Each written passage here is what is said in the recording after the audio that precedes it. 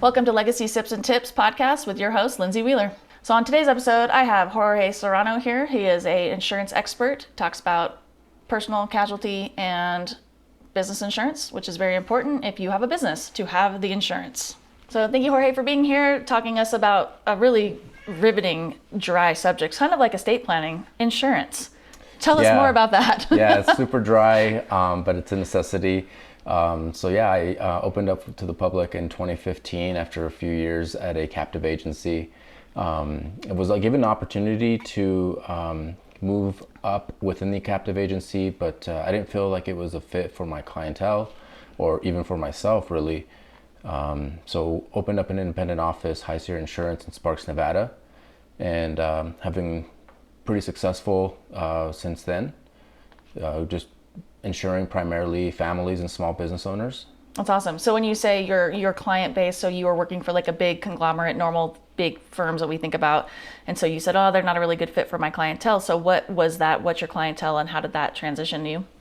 So when you're with a captive, you're really just selling the logo, and you're preaching, how long they've been around and this, that, and the other. But the truth of it is being independent, I have access to a dozen carriers at any given point, and sometimes even more depending on what we're looking for.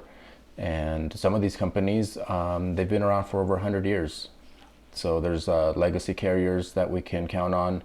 And then there's also insurtech companies that are available to us too. So companies that have been around for maybe 5 years or so, where again, I didn't have access to as a captive. So that's just opening up the options for my clientele and really just being able to give them like a good, better, best option. Oh, that's cool. That's always nice to have that availability instead of just being like, this is what you have to pay and that's it. Having that optionality is really nice to have. So what kind of clientele do you primarily deal with? You said small businesses, small families, who are getting, their life together, because obviously insurance is a mandatory requirement, but for a reason. But how do you work with, business insurance? And a lot of people think, oh, I can just go get a business. I'm a sole prop, I'm a LLC, if you will, but kind of miss the step of business insurance and how important business insurance is when you have a small business. So essentially, my clientele is going to be individuals who understand that insurance is a tool, who understand that bad things happen to good people, and individuals who are striving for that American dream, that white picket fence, who are wanting to be small business owners and have things that they would not want to have to work to get again should something catastrophic happen. And so in easy terms, that's people who have things that they value and would like to protect. That's cool. Yeah, that's always nice to frame it that way. Because like you said, it's a perfect way of saying it, is that bad things happen to good people. We don't want the wheels to fall off, but oftentimes it happens, and it's nice to have a cushion or a barrier for that happening. Or, say you are a small business owner, maybe you're a coach, maybe you're online space, you're doing these things and somebody's not happy with you and they sue you because, let's be real, it's America and people are going to sue you. And with having that insurance to be there, they can cover you, they can, help you, they can help make sure that that's not so traumatic and you might not lose your whole life because you have that insurance to help protect you. It's a safety net. Yeah. You work really hard to get to a certain point and provide a certain lifestyle to your family. And if something happens to this particular item, whether it be your inventory at your small business, whether it be your first home, your fifth investment home, or your first car, it's a safety net. You're not going to have to work hard again. You're going to get, maybe there's $1,000 deductible, maybe there's a $5,000 deductible. You pay that, and the insurance company in a perfect world is going to make you whole. Yeah, that's good. That's nice to have. It is a good safety net. So how I met Jorge for the first time was through a organization called BNI. It's Business Networking Institute. It's a little cult-like, but it's cool. Look it up. It's fun if you're in your neighborhood or your industry. You can go there and find like-minded entrepreneurs, and you guys help each other out, which is really great. So it was a very good experience for me to meet like-minded people like Jorge. And I really appreciated that organization for that. So tell me a little bit how you got into this whole business. What was your entrepreneurial journey like? How is it like being a business owner yourself and insuring businesses? And what does that look like to you and your family? Yeah, so it was not easy by any means. I didn't use any credit cards to float my business, what I did do is I worked at UPS. I think they call it like the midnight shift or some crazy. And essentially, I started during peak season, which is like mid-November is when it starts. But essentially, it's like a 1:30 a.m. start time, and then you work for 8 hours or more. So then what happens is at 8 a.m. I'd go home, shower, eat real quick, and then run a 9 to 5 small business. Oh my God. And that's how I was able to cash flow the office.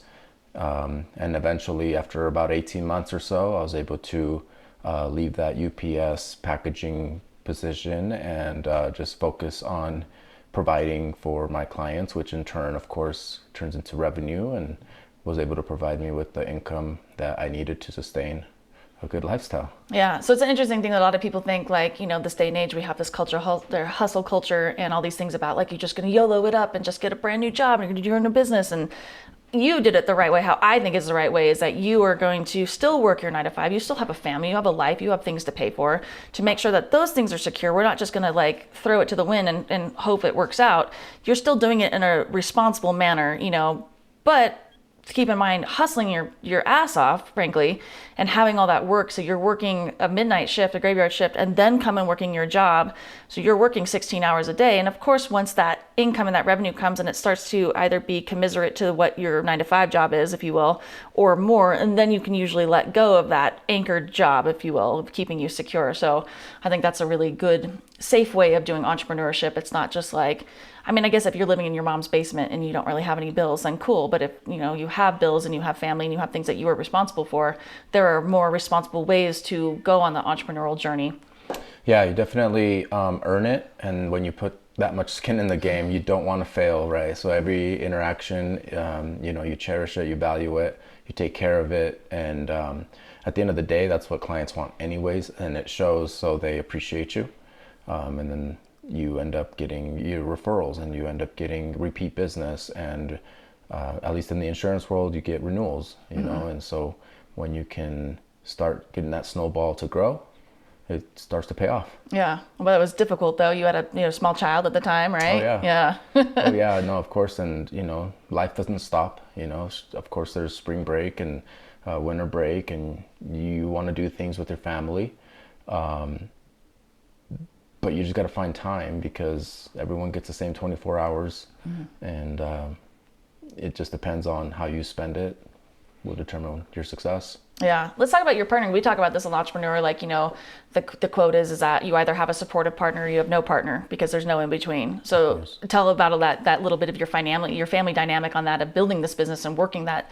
Obviously your wife, or girlfriend at the time, is not seeing you and is like, what the hell, man, Yeah, no, it's always the little things, she may have not been able to work in the office due to licensing or knowledge or experience or whatever else, but just making sure that, come home to like a cooked meal, a clean home, just being supportive and doing the things that are free, sharing a Facebook post, mentioning what we do, to friends, family, neighbors, that kind of thing. That goes such a long way, because it takes at least the little things off your plate while you focus on like the stuff that really does require that expertise. Yeah, and she's making it easy for you. Like, you're not stressing about the other ancillary things that are going on. You can focus on working the second job and then getting the business going, while you have your supportive partner being like, you can do this, I'm your cheerleader and we're going to make it happen, and I'm helping you, I'm going to take care of these other things for you. Yep. To make it as easy, because you're carrying your load, and then your partner is going to help balance that for you. Yeah, and frankly, like, I feel like I'm the man of the house, not necessarily like a machista way, but like, I feel like I am responsible for their well-being, and so I put on my plate as much as I possibly can, and then my girls, they can do what they need to do to just maintain a good lifestyle and stay healthy, and then they take care of me. So yeah, that's nice. Out. Yeah, that's good. That's ideal. So a good question is, I like to focus on, marginalized communities, minority communities, because I don't feel like they're represented enough, that we don't have enough people talking to these people or talking with these people. So how do you feel that your business helps serves the Hispanic community? A lot of Hispanic have, businesses and jobs and rentals and lives and all these crazy things that are happening, but I don't feel like we really focus on that group so much, or any minority group. Frankly, that's why they're a minority group. We just have the typical, white male guy in his suit, and that's who we're going to take care of. And there's all this whole other world out there of people who are working hard and doing well for themselves. And we don't really think about that. That's not the picture in most people's minds of success. Yeah. I think just being bilingual and speaking fluent Spanish has been a huge helping hand, because with Hispanics and Latinos, just that clientele is a little different. It's a little more difficult. They don't always believe in the tools that the U.S. has in place for success. Some of them might still believe in putting money in a sock drawer or in between their mattress and their box spring. And so they save it, for an emergency or rainy day. And the truth is that, it's an inefficient way of planning for a rainy day. So Spanish has helped me a ton because I put it in their language, liability, just anything that is insurance related. I've made sure to polish up my verbiage in Spanish so that when I present something, I can make examples of things that they need to watch out for. Most of the time, they understand it and they don't want to have to pay for an emergency out of pocket. And so that's been just a huge leverage point for me. But they are certainly underserved because they don't understand it. So they think, when someone walks in and tries to sell them on a product, that they're just trying to take money from them, and, it's a scam. You're not going to get any benefit out of it. So we've been able to be pretty successful with the Hispanic community. I think we've gained a lot of our trust here in our community. And again, it just comes with other obstacles. Sometimes they want to file a claim for something that has nothing to do with what we do. But we appreciate it. We appreciate the Hispanic community, and we wouldn't be where we are or who we are without them, really. So yeah, I think it's important that it's the education piece, like you said, of letting them know that this is an important thing to have, especially if you do have a small business, and making sure that they are protected. And now that they have a business, anybody who has a business, the likelihood of being sued is pretty high, because it's just how our society works. We're very litigious, and lawyers want to get their money, and they'll say, oh, you could make $1 billion of suing this company or something, and making sure that they're insured and protected, and having that kind of safety net that if that does happen, then they're not having to worry about it either. Maybe people who are from other areas who have, English is not their first language, having to then deal with the legal system on top of that is overwhelming. It's difficult. And so having that business insurance come step in for you, hiring an attorney to take care of that for you, all of that is kind of a nice insulation and provision for them to freely be able to run their businesses without having to worry about that kind of stuff. Yeah, we have business owners that do everything correctly. They mitigate for those slip and fall potential claims. They have alarm systems. We have customers that put cages up on their windows because they can't afford to break in. Yeah. Right? They have so much inventory. At the end of the day, we still file claims. Right. Things still happen. So there's really no way to plan for the unplanned. And we always make sure to step up and just assist them through the claims process, and explain to them. Sometimes it's just explaining time frames. Other times it's explaining their limits or things like that. And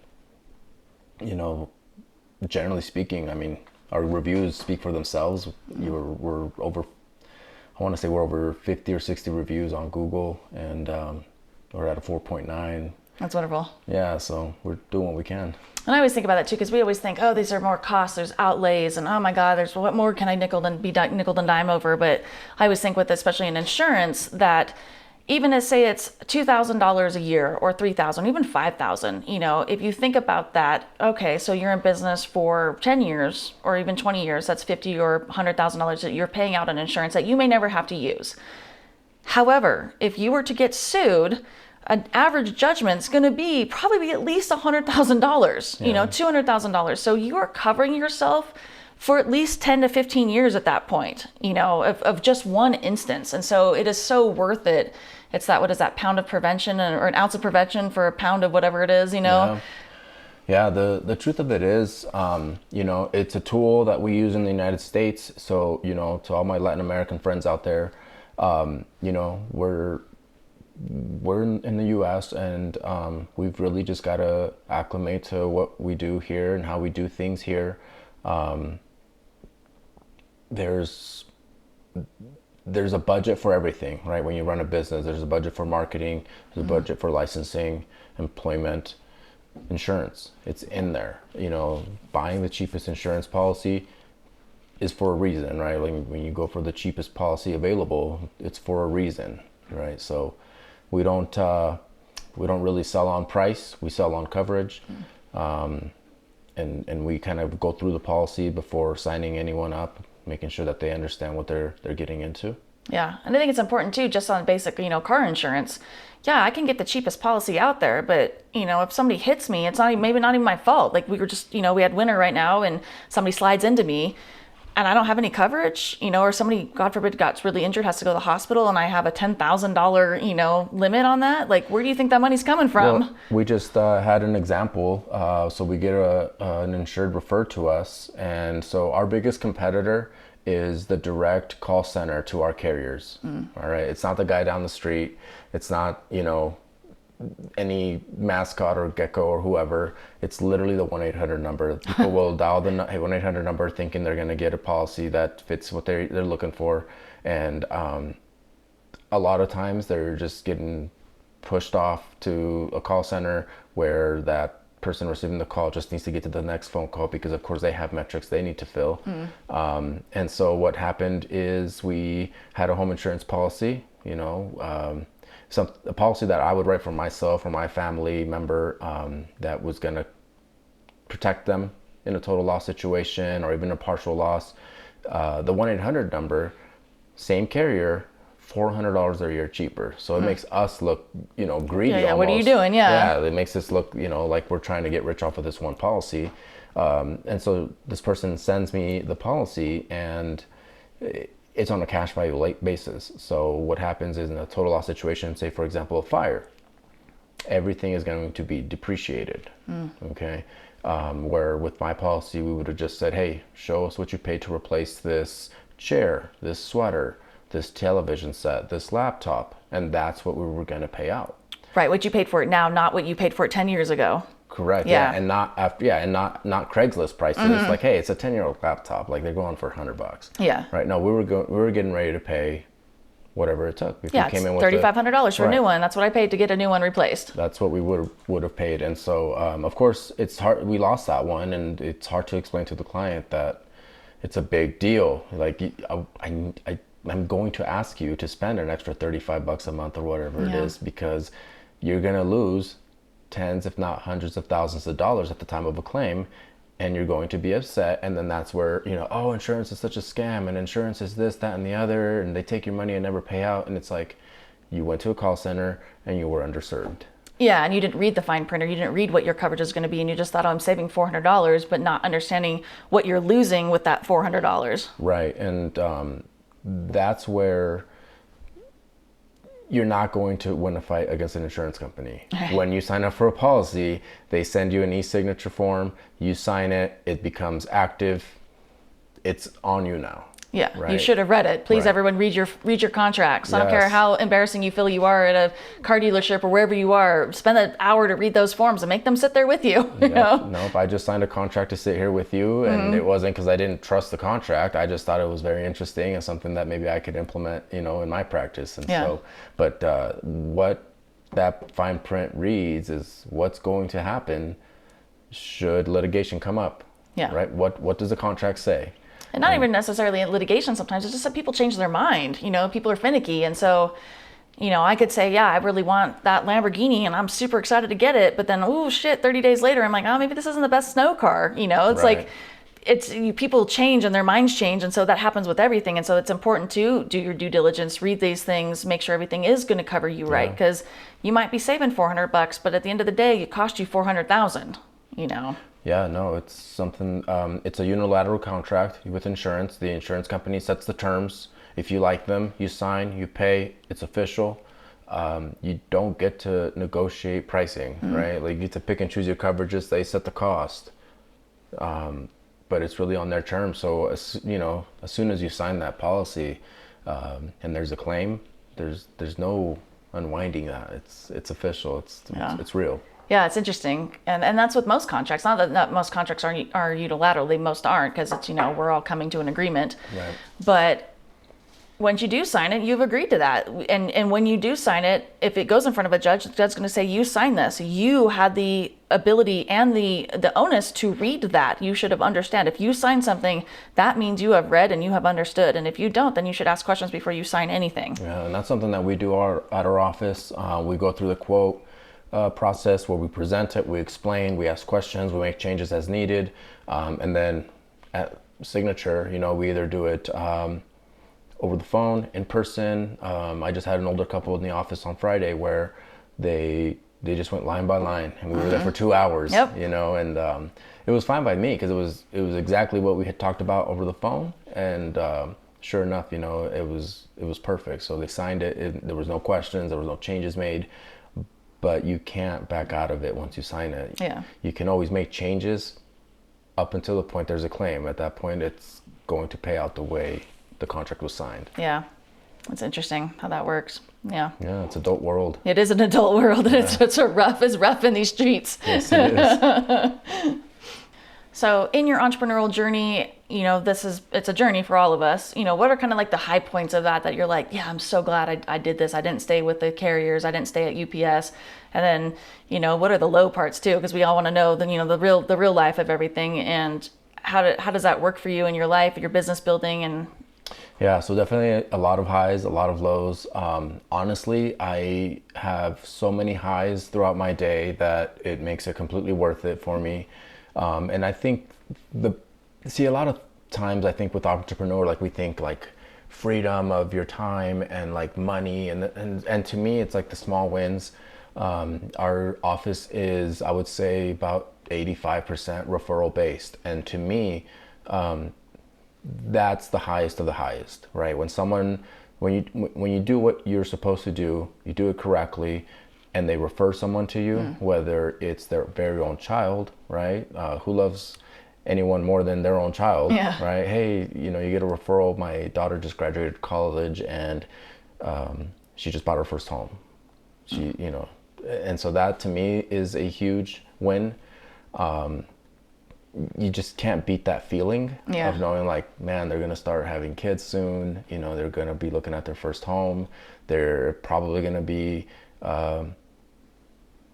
wanting some kind of insurance for their own kids. Eventually they're going to start a business. So I've seen that happen. And well, I think like you said, like the biggest compliment is that trust. They trust you, they know you, they like you, that you're going to take care of their family. Like you said, the person they love the most, their children, they trust you to take care of that person. That is a huge compliment. Like, that's awesome. Yeah, that's it for me. Like, if I can get referral business, that beats anything else. Yeah That's good. What kind of the lows?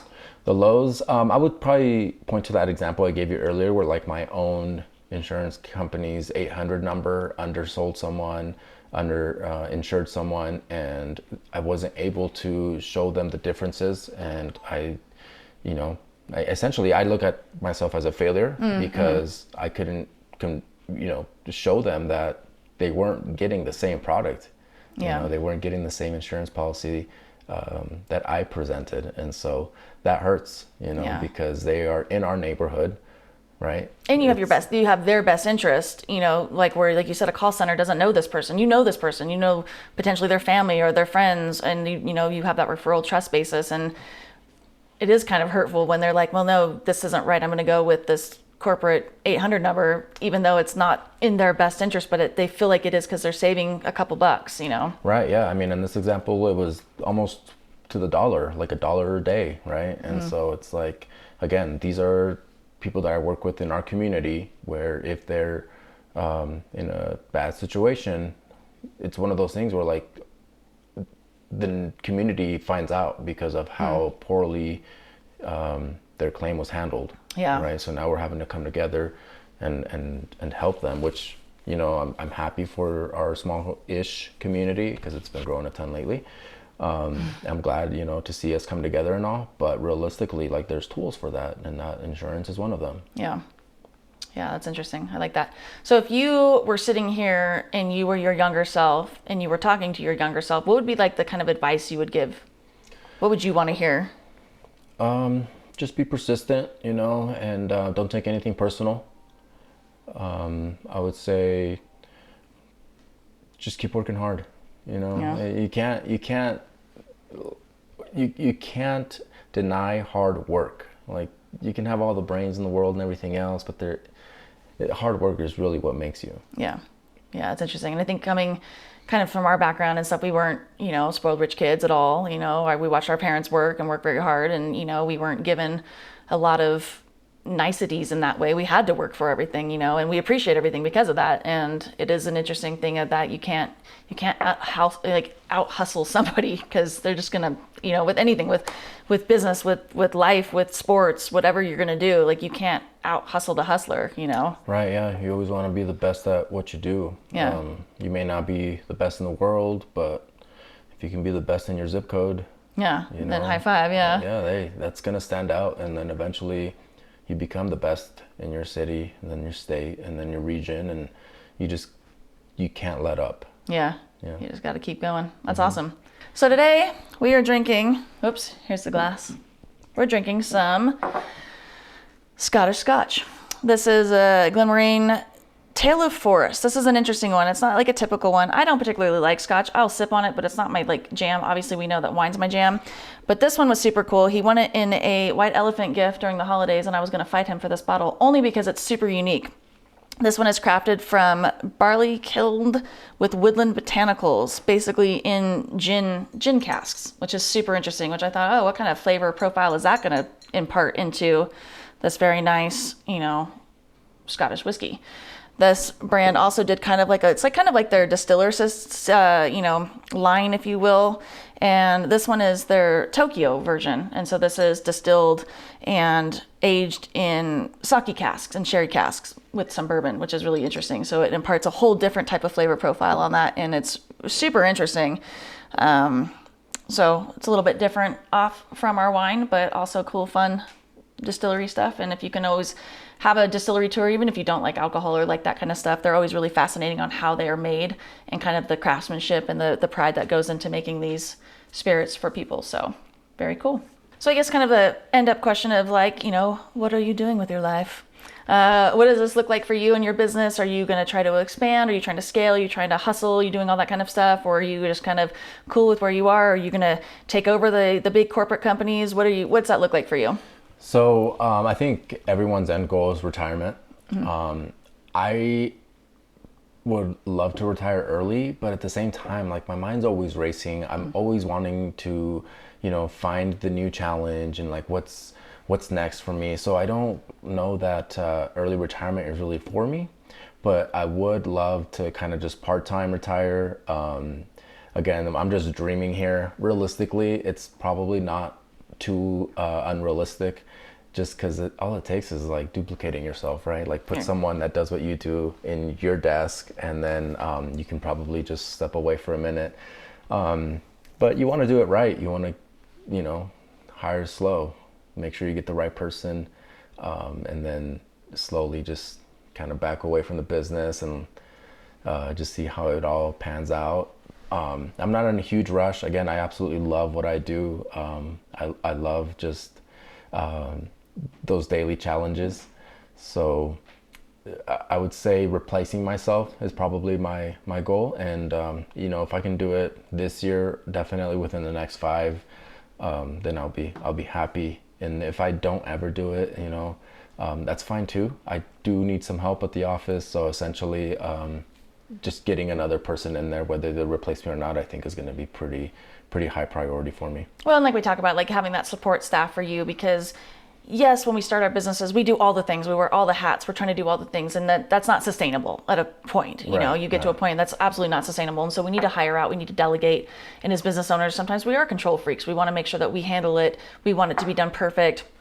But at the end of the day, we do need to implement systems, hiring people out, making those things happen, because then we can then step into that SE, the CEO role, and making sure that everything is taken care of, and dealing with your business on the big level, on an over level, as opposed to just, oh, I went to the post office today. Right. That you can give somebody a job to do. We can hire that out, but big thinking, big overall growth thinking, strategic thinking, that's your zone of genius and where you need to shine and have the time and the ability to do so. Well, thank you so much, Jorge, for being here. We really appreciate your time. And so where can people find you? Pretty simple. Google search, High Sierra Insurance. We're based out of Sparks, Nevada. We are licensed in California as well, although as of today, January 2024, California's insurance world is completely on its head. So, my suggestion, if you have insurance in California, keep it or be very diligent in your search. But Sparks, Nevada is where we're based out of. And also we have a Facebook page where you can chat with us if you need something, have some questions, be happy to answer them for you. Perfect. Yeah, that'd be great. So if you guys have questions on insurance or how it works or what it looks like or what you might need, Jorge is available to chat with you. And that's a High Sierra Insurance. And of course, thank you for being here. And when you think of death, think of me. Thank you for listening to this podcast. If you found value, please like, subscribe, and share. And be sure to follow me on all the socials at Sips and Tips with Lindsay. And of course, you can always go to my website, sipsandtipswithlindsay.com, to find more information about estate planning, business, snowboard, travel, and of course, wine.